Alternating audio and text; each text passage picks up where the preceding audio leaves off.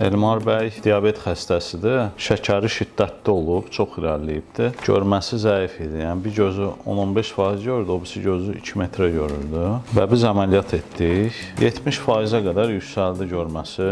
2 ildə Elmar yoxdur. Dünən mənə müayinəyə gəlmişdi. Təzyiqlərini ölçürəm 40-44. Elmar çox böyük ehmal edibdi. Göz təzyiqi artıb, xəbəri olmadan işte damcı zadda istifadə etmir. Hani göz qanaması, torlu qışa qopmasıdır. Bunlar düzəlir.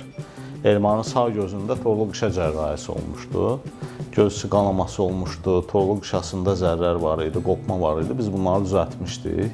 Amma görmə siniri indi artıq təxribata uğrayıb, yəni incəlib. Bu qlaukoma xəstəliyinin özəlliyidir və bunun geri dönüşümü yoxdur maalesef.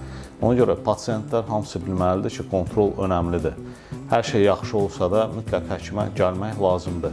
Profilaktik tip çox önəmlidir. Yəni biz vaxtında pasientləri gördüyümüz zaman geri dönüşü olmayan prosesləri əngəlləyə bilirik. Amma kontrolsuz olduğu zaman patolojik proses irəliləyir və irəliləmiş o şeyi düzəltmək olmur maalesef.